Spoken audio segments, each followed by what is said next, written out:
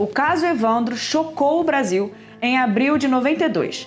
Inclusive virou série do Globoplay recentemente. O caso envolve o desaparecimento e a morte de Evandro Ramos Caetano, aos 6 anos, em Guaratuba, no Paraná. O corpo dele foi encontrado em um matagal sem alguns órgãos e com as mãos e os pés cortados. 3 meses depois disso, 7 pessoas foram presas e confessaram o crime brutal, que a cidade nunca tinha visto, afirmando que usaram o menino em um ritual macabro. É o motivo que o caso ficou conhecido como o caso das bruxas de Guaratuba. Então esse é o caso de hoje aqui no podcast Casos Reais. Antes de eu chamar aí a vinheta, eu vou pedir para vocês compartilharem nos stories de vocês, que vocês estão escutando aqui o Casos Reais.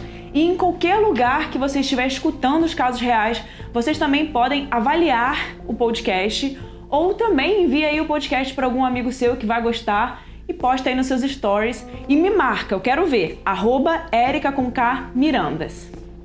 Então agora vou chamar aí a vinheta e vamos pro caso de hoje.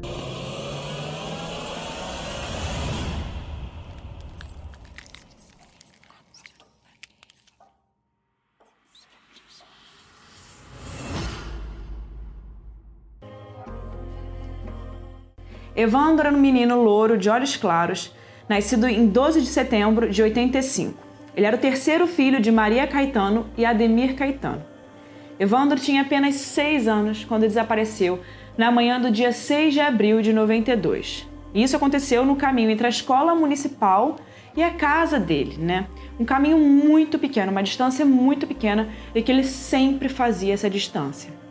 Ele estudava à tarde, mas ele passava as manhãs com a mãe dele no colégio, porque ela trabalhava lá.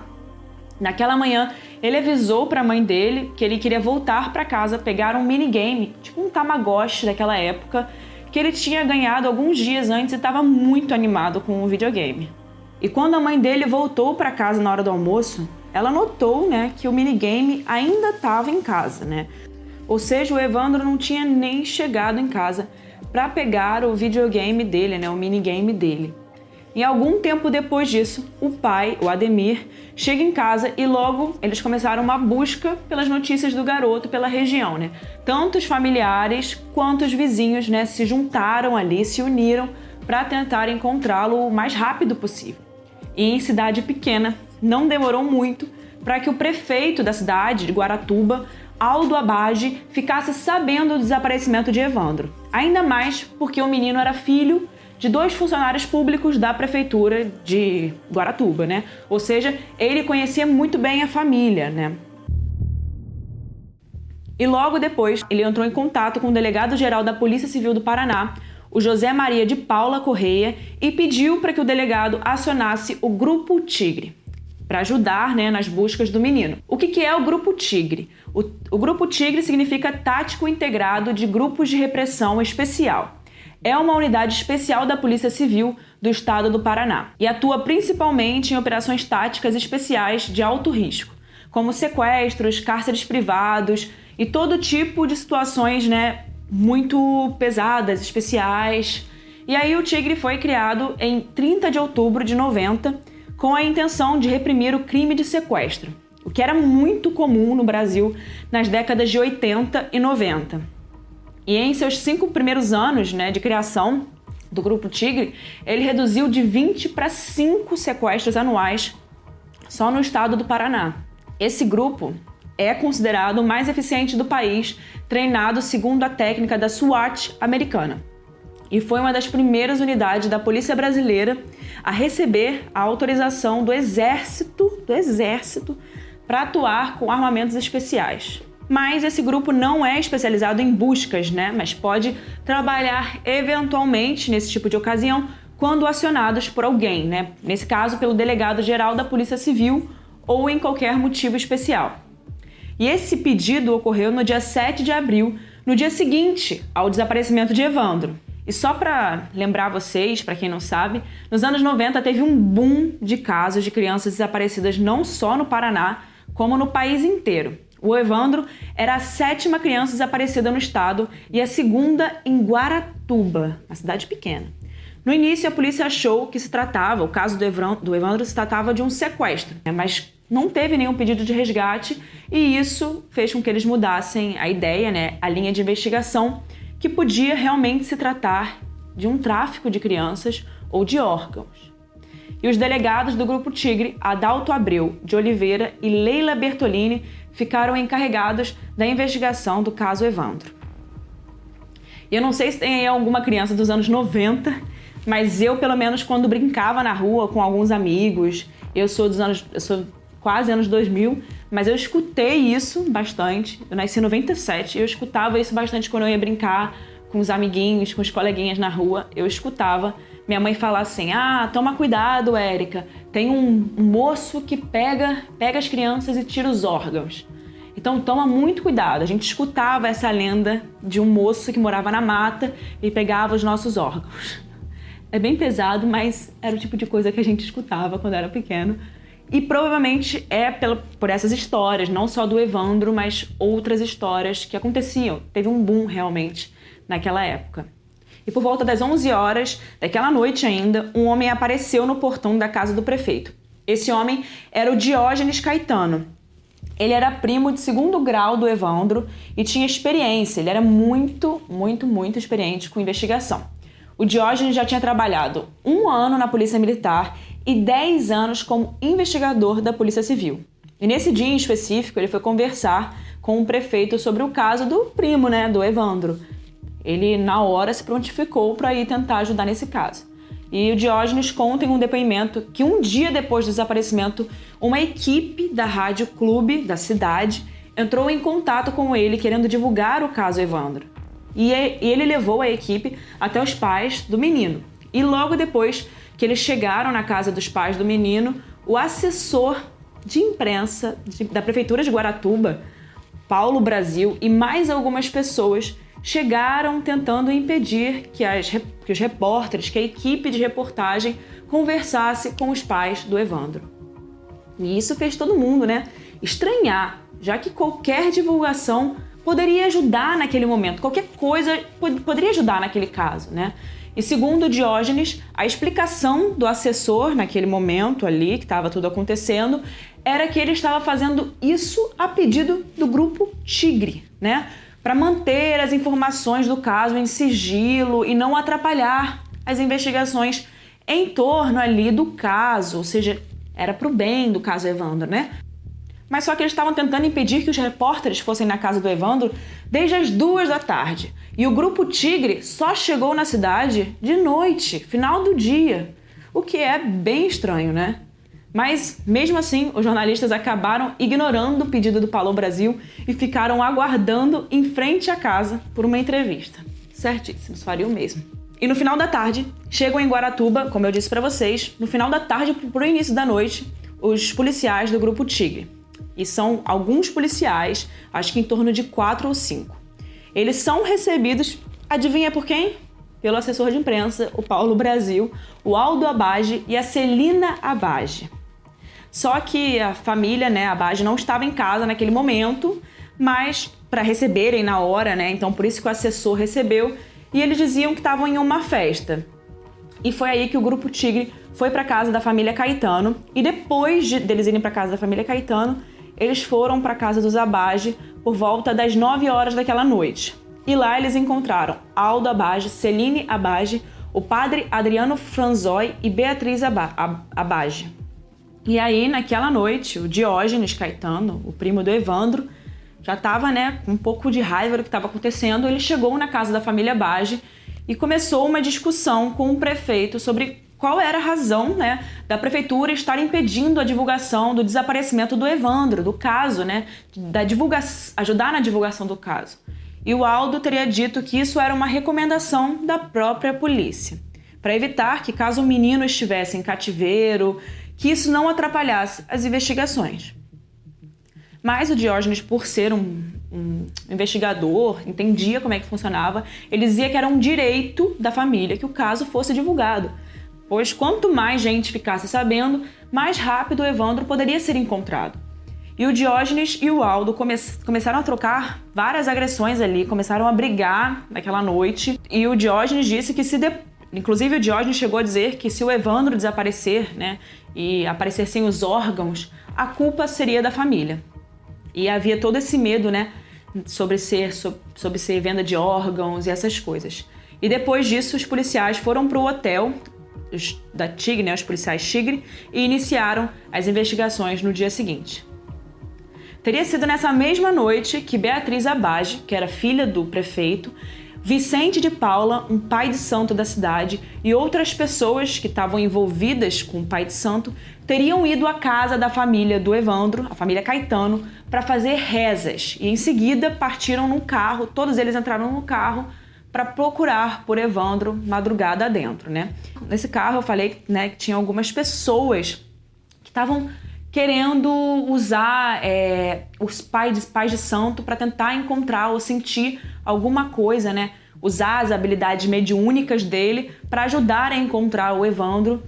E ele disse, esse pai de santo disse que estaria incorporado numa entidade aquela noite. E nesse trajeto que eles fizeram de carro, eles passaram próximo a um local onde dias depois o corpo de Evandro seria encontrado. O Oswaldo teria dito que... O Oswaldo, né, o pai de santo, disse que tinha sentido algo diferente perto daquele local, mas que ele não teria tido coragem de andar muito por ali, porque estava muito escuro. E a chance de ter alguma criança, né, viva por lá, naquela hora, seria improvável. Bom, eu já disse para vocês o que aconteceu, né? No dia 11, no sábado, 11 de abril de 1992, o corpo foi encontrado, né? Um corpo foi encontrado no matagal próximo à casa de Evandro. O corpo estava sem as mãos, sem os olhos, sem couro cabeludo, sem alguns dedos dos pés, com uma parte da coxa faltando, com o ventre aberto e sem os órgãos internos. E também já parecia estar em estado avançado de putrefação, e isso dificultava muito a identificação do corpo. Inicialmente, né, duas coisas levavam a crer que o corpo era de Evandro: a bermuda que ele vestia e uma chave que foi encontrada próximo ao local ali do corpo, num local bem de destaque, de acordo com as pessoas que estavam naquele caso. E dias depois, os chinelos também foram encontrados. No mesmo dia, né, no sábado que o corpo foi encontrado, ele foi identificado por Ademir como sendo o corpo de Evandro. Segundo a mãe, a Maria, a identificação foi feita por conta de uma marquinha que ele teria nas costas. E isso facilitou, né? Porque aquele estado que o corpo estava era bem difícil de saber se era o Evandro. E esse era o mesmo local que o pai de santo, Oswaldo Marceneiro, teria sentido algo diferente, de acordo com os depoimentos de Diógenes e da Vina, né? Que são da família do Evandro. E de acordo com a delegada do Grupo Tigre, né, nesse mesmo momento, o caso deixou, né, de ser um desaparecimento e tornou-se um caso de homicídio, né, com certeza. Ainda mais nesse estado que o corpo foi encontrado. Nesse mesmo dia, os familiares, policiais e parte da imprensa foram ao local, né, para verificarem o corpo encontrado. O corpo foi encontrado por um lenhador que passava por aquela região. E ele notou a presença de alguns urubus e o corpo estava sem, né? Como eu falei para vocês, todo desfigurado, né? E isso na hora chamou a atenção dele e já pensava que podia ser o corpo do menino Evandro. E essas chaves que eu falei para vocês, que estavam num local de destaque, poderia ter sido colocada lá estrategicamente para que o corpo fosse identificado como o dele, né?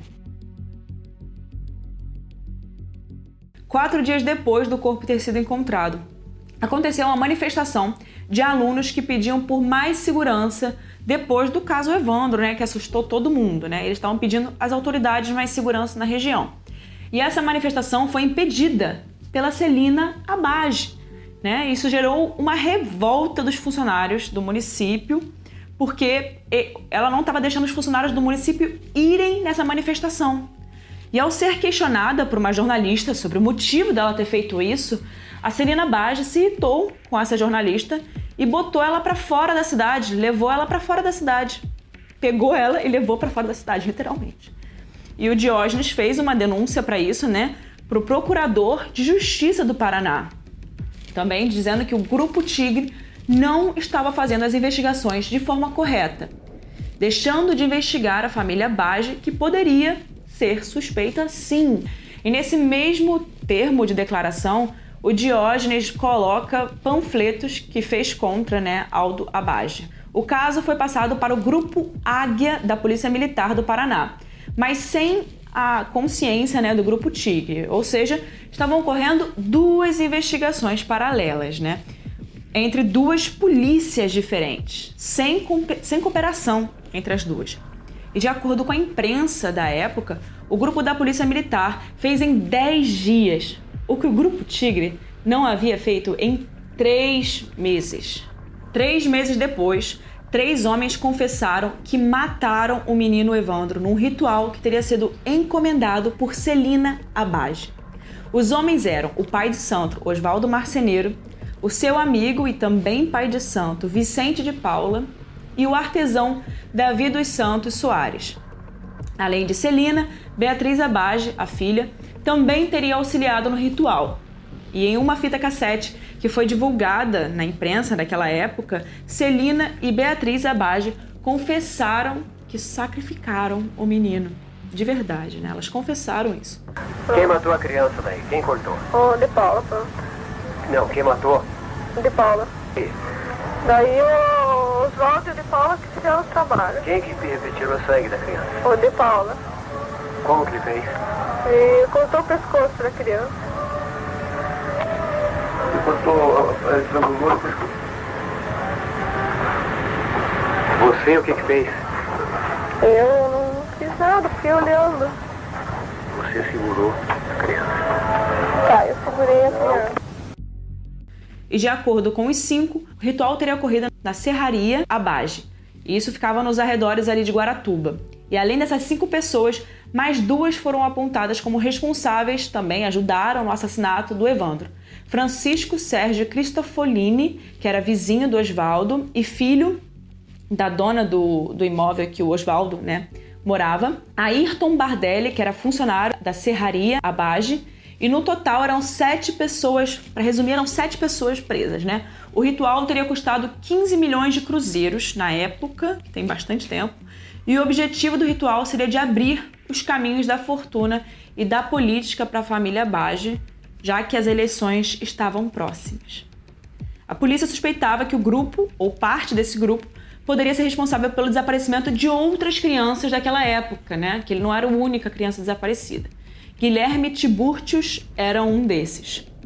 E durante as investigações, a polícia descobriu que o prefeito, o Aldo Abaje, possuía rádios transmissores que sintonizavam na frequência da polícia, ou seja, eles conseguiam saber tudo o que acontecia na polícia da cidade em tempo real.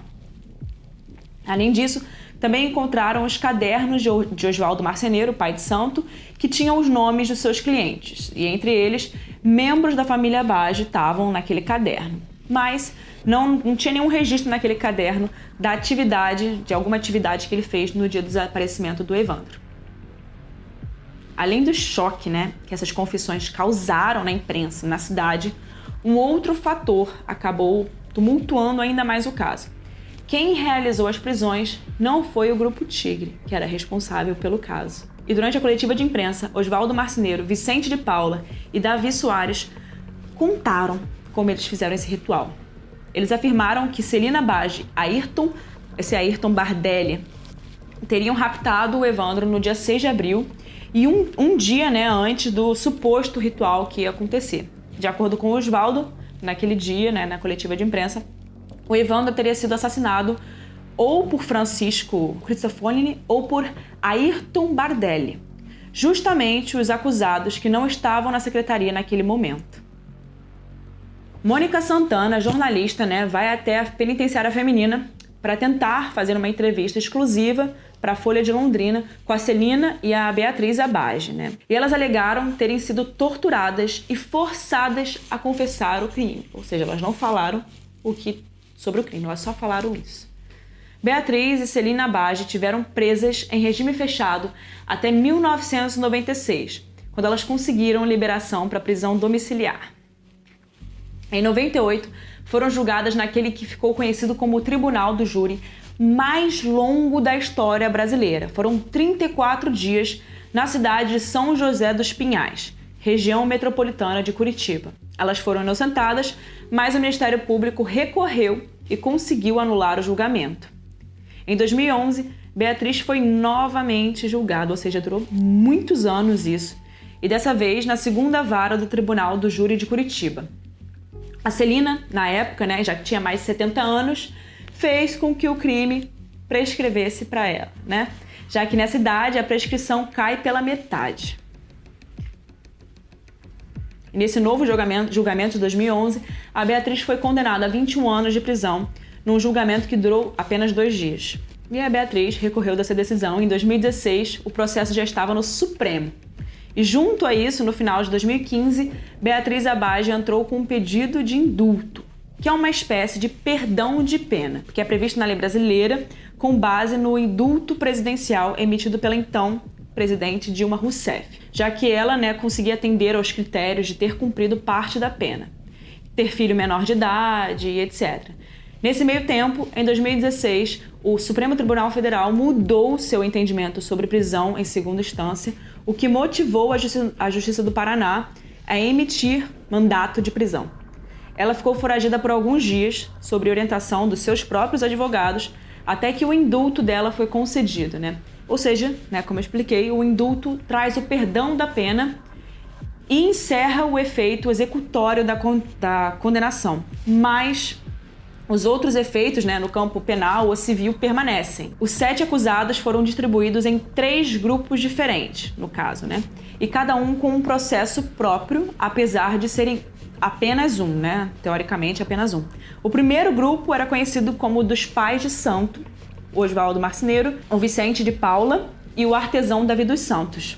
Eles foram julgados juntos em 1999 num júri que não foi até o fim. E em 2004, quando foram condenados, o Vicente de Paula morreu na prisão. O outro grupo, que era o das chamadas bruxas, sendo Beatriz e Celina Abage, foram inocentadas em 1998 num júri que, depois de cancelado, Beatriz foi condenada em 2011. E o terceiro grupo seria o dos ajudantes da família Abage, sendo Sérgio Cristofoloni e Ayrton Bardelli. Eles foram inocentados em 2005. No total, foram 5 tribunais do júri, sendo um em 99, um em 98, um em 99, outro em 2004, outro em 2005 e o último em 2011. Em todos esses julgamentos, os debates entre acusação e defesa geraram em torno dos seguintes tópicos. Será que os réus foram torturados para confessar? A investigação da Polícia Militar, realizada pelo Grupo Águia, sem o conhecimento do Grupo Tigre, da Polícia Civil, era legal, tendo em vista a Constituição brasileira, já que apenas a Polícia Civil tem o poder das investigações, de investigações. O Grupo Tigre foi enganado pela família Abage? Como foi feita a necrópsia do corpo, tendo em vista que o estado, de reconhecimento impedia, tudo ali para ser feito, o reconhecimento dele. Havia motivações políticas no crime por parte do Diógenes Caetano dos Santos, o primo. Durante os júris do caso Evandro, as defesas levantaram a questão, a possibilidade do Diógenes ter feito as acusações porque ele tinha a intenção de ser prefeito da cidade. E ele criticava abertamente o Aldo Abage. Ele negou ter esses interesses políticos no caso. Outra questão foi, o Diógenes odiava a família Abage e por isso teria tramado isso contra elas? Bom, isso daí foi o que eles falaram no júri, não tem nada a ver com o que eu penso. Esse caso tem diversos desdobramentos até hoje e fica alimentando a imaginação e a indignação das pessoas. E claro, isso gera várias teorias conspiratórias. Eu tenho a minha opinião, sobre esse caso.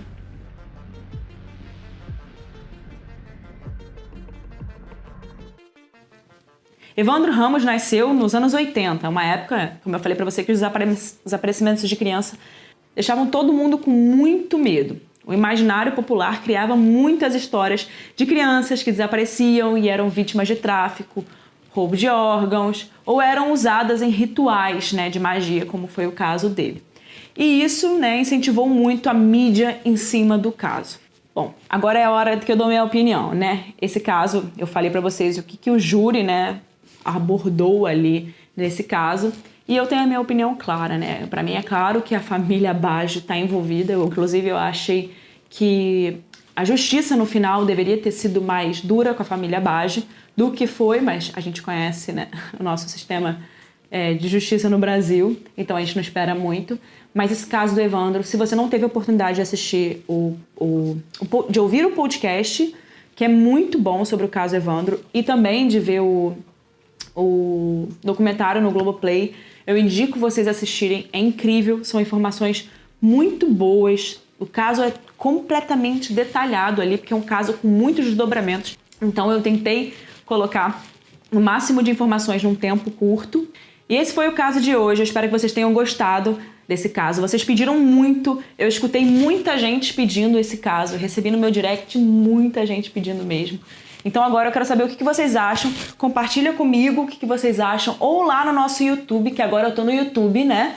Eu falei pra vocês que eu ia criar um YouTube, já estou lá, então vão lá me dar like, vão lá aprovar o Casos Reais, me dar mídia, pelo amor de Deus, preciso de ajuda de vocês, o YouTube tá lá quase que zerado, ninguém conhece ainda, então vão lá me ajudar. E lá vocês podem comentar qual a opinião de vocês, eu quero muito saber a opinião de vocês pra esse caso realmente é um dos mais fortes do Brasil, né? Infelizmente aconteceu isso com o menino Evandro. Mas vejo vocês quarta-feira que vem, até o próximo caso e beijo, pessoal!